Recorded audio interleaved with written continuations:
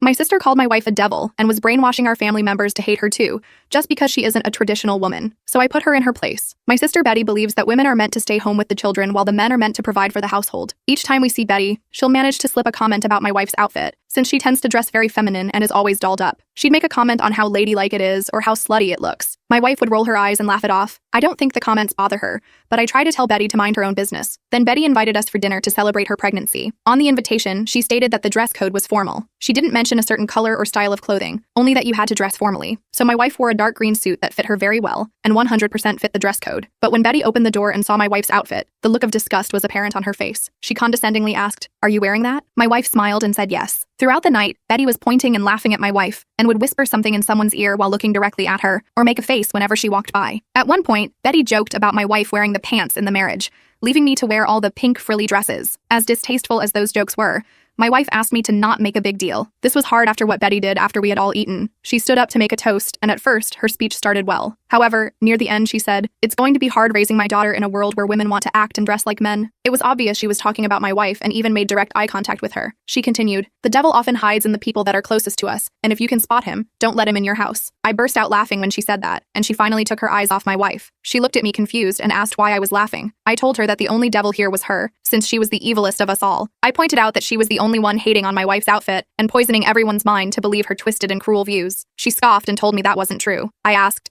"So it's not true that you went around making fun of my wife all evening? Don't you have anything better to do? I feel bad for your kid because they get you as their mother. I'm sure they'll hate you when they grow up." She started sobbing when I brought up her kids and left the room. My wife told me I shouldn't have said that but was happy I came to her defense. Our other family members were distraught by what I said, but they don't think I'm in the wrong either. Some even said her comments were distasteful, and she was ruining the mood all night. We went to leave after that because we didn't want to stick around to hear all of the drama. But as we were leaving, I saw Betty and couldn't help telling her, "You have to control your jealous tongue. It's not healthy for your baby," and left.